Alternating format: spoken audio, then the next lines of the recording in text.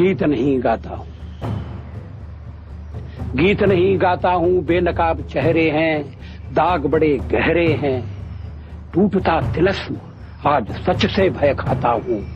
गीत नहीं गाता हूं, गीत नहीं गाता हूं। लगी कुछ ऐसी नजर, लगी कुछ ऐसी नजर, बिखरा शीशे सा शहर, अपनों के मेले में मीत नहीं पाता हूं। गीत नहीं गाता हूं, गीत नहीं गाता हूं। फिर ये विश्वासघात की कल्पना है। पीठ में छुरी सा चांद, पीठ में छुरी सा चांद, राह गया रेखा फांद, मुक्त के क्षणों में बार बार बंध जाता हूं। गीत नहीं गाता, लेकिन परिस्थिति बदली, मनस्थिति बदली। कवि ने कहा कि मैं लिखूंगा, और कवि ने लिखा, गीत नया गाता हूं, गीत नया गाता हूं, टूटे हुए तारों से फूटे वासंती स्वर, पत्थर की छाती में उगाया नव अंकुर, झरे सब पीले पात, कोयल की कुहुक रात, प्राची में अरुणिमा की रेख देख पाता हूं। गीत नया गाता हूं, गीत नया गाता हूं। अटल बिहारी वाजपेयी एक विराट शख्सियत, जो बेशक आज हमारे बीच में मौजूद नहीं है, लेकिन उनकी एक छवि आज भी जनमानस में मौजूद है। एक राष्ट्र नायक, पथ प्रदर्शक, एक कुशल राजनीतिक, लेकिन सबसे बड़ी बात, एक महान कवि। उन्हीं के इस कवि हृदय के बारे में बात करने के लिए आज हमारे साथ में मौजूद हैं सुप्रसिद्ध कवि श्री के नीलोसे जी। सर, एक्सपोज लाइव में आपका स्वागत। मैं अपने आप को बहुत सौभाग्यशाली मानता हूँ कि आज अटल जी के बारे में तुम मुझसे कुछ पूछ रहे हो। जी, हमारा सौभाग्य, ये मेरा सौभाग्य है, क्योंकि मैं सबसे पहले तो उन्हें सलाम करता हूँ, प्रणाम करता हूँ। इस कवि को प्रणाम करता हूँ मैं, मेरे अग्रज देवी। लेकिन कविता क्या होती है और कवि क्या होता है, ये दोनों अलग अलग चीजें हैं। आजकल तो बहुत कवि है, लेकिन वो कवि नहीं है बेटा। वो तुकबंद, जिसको तुकबंदी कहते हैं, वो है कवि। तो वो जब बोलता है, गरजता है, तो ऐसा लगता है कि सागर गरज रहा है। सर, अटल बिहारी वाजपेयी का नाम जहन में आते ही एक उमंग और एक जोश आ जाता है। जोश क्या कहूँ, एक ऐसा लगता है कि ये कुछ अंतर, कुछ तब भी हो रहा है भीतर। अटल बिहारी वाजपेयी आ गए ना, मैं जाग जाता हूँ, मेरा कवि जागता है। तो ऐसा लगता है अटल, उनको तभी तो कहते हैं, क्यों भगवान का नाम लेते बार बार, क्योंकि अब वे बूढ़ा है। अटल जी को तो अटल जी आप कल्पना ही नहीं कर सकते। किसी राष्ट्र में ऐसा कवि नहीं पैदा हुआ, मैं तो यहाँ तक कहता हूँ। कविता क्या होती है? कविता कोई वो नहीं होती जिसको आप चाहे जहाँ कर दें। नाभि से निकलती है कविता, नाभि से निकलती है। उसके शब्द, उसके वाक्य, सब कुछ अंगारे बनते हैं। जब आपने देखा होगा तो अटल जी के जब पढ़ते थे तो ऐसा लगता था कि अंगारे बाहर आ रहे हैं, यानी कांप जाते थे लोग उनकी कविता सुनकर। एक जिसमें शूरता आती थी, लोग जागने की बात करते थे। सर, एक जी की जैसा हालात होते थे वैसी कविता बनाते थे। मुझे आज भी याद है, पंजाब में जब दंगे हुए थे तो उन्होंने एक कविता लिखी थी, दूध में दरार पड़ गई, और वो बड़ी फेमस भी हुई थी वो कविता। तो क्या आज वो चीज़ मौजूद नहीं है, क्योंकि कवि हमेशा किसी एक चीज के प्रयोग नहीं लिखता। जब भी बहुत सेंसिटिव होता है, जरा सी बात उसको एकदम से लगती, चुप जाती है। कोई राष्ट्र का अपमान कर दे तो कवि चुप बैठेगा? नहीं। कोई मनुष्यता का अपमान कर दे तो क्या कवि चुप रहेगा? इसके पर मैं एक बात बतलाता हूँ कि ये मोदी जी गुजरात में मुख्यमंत्री थे, तो अटल जी के बड़े प्रिय थे उस समय। अटल जी के नहीं, वो अपने अडवाणी जी के। तो दंगे हुए तो भयंकर दंगे हुए। तब अपने अटल जी ने बुलाया इनको कि उससे कहो कि राष्ट्र धर्म निभाए। ये राष्ट्र धर्म है। क्या है राष्ट्र धर्म? ये नहीं है कि तुम इस देखो, एक चीज है कि उनको हमेशा गर्व रहता था कि मैं हिंदू हूँ। मैं यही सवाल करने वाला था। अटल बिहारी वाजपेयी और हिंदुत्व क्या एक दूसरे के पर्यायवाची है?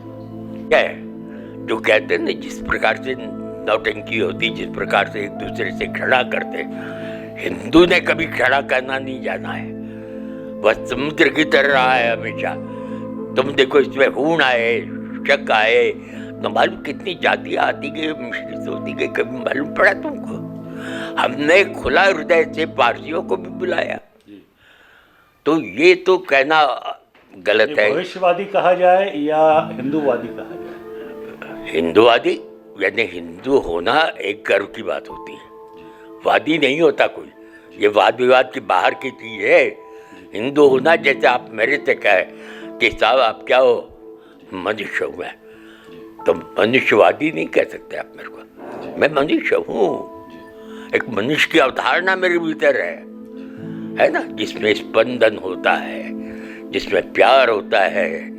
तो ये सब बहुत चीजें होती हैं। की मांग की आपने बात कही है, और कविताओं की अगर बात की जाए तो कविता का इतिहास रहा है कि जहाँ जैसी ज़रूरत पड़ी है कवियों ने वैसी ही कविताएं लिखी है और लिखते आए, भले ही वो हास्य रस हो, वीर रस हो। लेकिन क्या आज वो चीज़, आज क्योंकि छीटाकशी ज़्यादा है? नहीं, एक थोड़ा सा सुधार होना चाहिए इसमें कि कवियों को आप ऐसा मत लीजिए। ये कोई जिसको भांड कहते हैं ना, कवि भांड नहीं है। कवि एक जागृत वो है जी। अटल जी एक वीर पुरुष तो थे ही, लेकिन एक आशावादी सोच भी उनकी काफ़ी प्रेरणा दे सकती है लोगों को, जब उन्होंने पूरी संसद में ये कहा था कि जो स्थिति आज मेरी है वो सत्ता पक्ष को उन्होंने चुनौती दी थी, और उन्होंने कहा था कि यही स्थिति एक दिन तुम्हारी होगी। मानते हैं ऐसा है। अटल जी एक संत थे। मैं संत कह रहा हूँ कि उस आदमी में कोई दुराव छिपाव नहीं, राष्ट्र के प्रति प्रेम और ये सब कुछ था, मनुष्य के प्रति प्रेम था। तो एक और मजेदार बात है कि एक ने कहा कि भाई शादी नहीं की थी उन्होंने, अटल जी ने। तो अटल जी ने स्पष्ट किया, देखो मैं ब्रह्मचारी नहीं हूँ, कुंवारा जरूर, मैं कुंवारा हूँ पर ब्रह्मचारी नहीं हूँ। दोनों में फर्क है। बहुत साफ बोल दिया। तो ये इतना कौन बोलता है? किसके लिए बोलता है? किसमें साहस है? तो कवि की बात अलग है यार, कवि का जीवन भी अलग है। अब बहुत कम कवि होते हैं ये, चाहे जो कविता करने वाले, बकवास करने वाले, मजाक करने वाले, ये कविता नहीं करते। ये क्या करेंगे? शब्द की गरिमा होती है, क्योंकि शब्द कहाँ से निकलता है फिर, और उस शब्द के साथ खेलने वाला कवि होता है। कवि उसको वो देता है। इसीलिए कहा गया है कि वो एक एक शब्द की जिम्मेदारी खुद लेते थे। एक एक शब्द की सलाम उस कवि को। अब मैं तो कह रहा हूँ कि उसको बड़े स्तर के ऊपर लोग जाने कि ये ऐसा भी कवि था हमारा, हमारे देश का, जिसका गौरव हम रख रहे हैं। और इसके बारे में एक चीज और बतला दूं कि उसकी कवि अटल जी की महानता तो इसमें थी कि एक बार इंदिरा जी का शासन था और अटल जी विपक्ष में बैठे थे। तो पर यूनाइटेड नेशंस करके, यूनो करके होती थी, संयुक्त राष्ट्र संगठन। तो उस संयुक्त राष्ट्र संगठन में भारत का पक्ष रखने के लिए यदि किसी को भेजा तो सर्वश्रेष्ठ आदमी उनको चुना गया था। He was sent there. और फिर जबरदस्त बोला है उन्होंने, भाषण दिया है। तो ये ऐसे थे कि उनको सब प्यार करते थे। देखिए, मैं हिंदू हूँ इसका मतलब ये नहीं कि मैं मुस्लिम विरोधी हूँ, है ना? ये बहुत गलत देते हैं। सर, एक चीज़ और है, आप भी वर्तमान परिस्थितियों को लेकर काफ़ी सेंसिटिव रहते हैं, उस पर आप कविताएं लिखते रहते हैं। अगर अटल जी की बात की जाए तो कोई भी प्रधानमंत्री रहा हो, वो इंदिरा जी हों, नेहरू जी हों, पीवी नरसिम्हा राव साहब हों, हर आदमी उनसे पहले सलाह मशवरा करता था और फिर कोई नीतिगत निर्णय लेता था। आज के परिदृश्य में आप इसको क्या समझते हैं, कैसे? ये भैया, यही तो कवि की महानता है और उस मनुष्य की महानता है, क्योंकि उसको मानते थे कि ये आदमी तमाम छोटी मोटी चीजों से अलग है, ये हमको सही सलाह देगा, राष्ट्र के लिए सही सलाह देगा।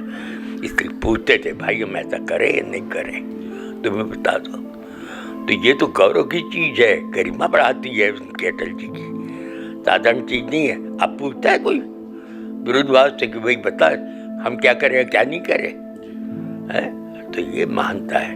और यही अटल जी की होती है कि वो बस लेकर चले गए थे पाकिस्तान, है ना। वो चाहते थे कि दो देश आपस में मिले, बातचीत के लिए वो हमेशा आगे रहे, लेकिन कारगिल जैसा युद्ध उन पे थोप दिया गया और वहाँ कोई भी सहन नहीं करेगा, कोई भी सहन नहीं करेगा। अपने देश पर आक्रमण होते थे, कोई सहन नहीं करेगा। बिल्कुल, मैं तो कह रहा हूँ कि मरते आदमी के हाथ में भी यदि तलवार पकड़ा दी जाए जो राष्ट्रीय हो, तो वो खड़ा हो जाए लड़ने के लिए कि मैं लड़ूं। ऐसे ही है विराट चेतना, साधारण चेतना नहीं बेटा, विराट चेतना। यदि ईश्वर को याद करो या अटल बिहारी वाजपेयी को याद करो, एक है। समझिए सर, अटल जी के लिए कुछ पंक्तियां आप बोलना चाहें? आप मैं उस महान आदमी को क्या कहूँ, मैं बार बार प्रणाम करता हूँ। हे अटल, जैसा आपका नाम था वैसे ही आप रहे, अटल रहे आप, बिल्कुल किसी बात पर से कभी झुके नहीं। तुम तो हिमालय हो गए थे यार अटल, तुम तो हिमालय हो गए थे। बहुत गर्व है, मुझे गर्व है कि मैं भारतीय हूँ, मुझे गर्व है कि मैं हिंदू हूँ, और मुझे गर्व है कि मैं अटल जी का फॉलोअर हूँ। सर, एक्सपोज लाइव से बात करने के लिए बहुत बहुत धन्यवाद। धन्यवाद आपको भी कि आपने मुझे इस काम के लिए चुना और आए। हमने बहुत, सच कह रहा हूँ मैं, बहुत अच्छा लगा अटल जी को स्मरण करके। आज अटल जी को बार बार वैसे कर रहा था, मैं सुबह से कर रहा था अटल जी के बारे में। उनका यार ये सब चैनल अलग अलग भाग रहे हैं, कोई अटल जी के ऊपर कोई ऐसा एक निकाल दे कि हाँ यार ये आज का दिन अटल जी के लिए न्यौछावर है, क्योंकि वो तो था ही इतना बड़ा आदमी, छोटा आदमी नहीं था। समझिए, वो छोटा आदमी नहीं था, बहुत बड़ा आदमी था, जिसको हम कहते हैं कि मनुष्य, तो मनुष्य की सारी चीजें अटल जी में थी। कुल मिलाकर एक ऐसी शख्सियत जो भले ही आज हमारे बीच में नहीं हो, लेकिन एक अमिट छाप, एक पथ, एक दिशा निर्देश वो देकर गए हैं, जिस पे शायद चलना हमारे लिए बहुत हितकारी होगा।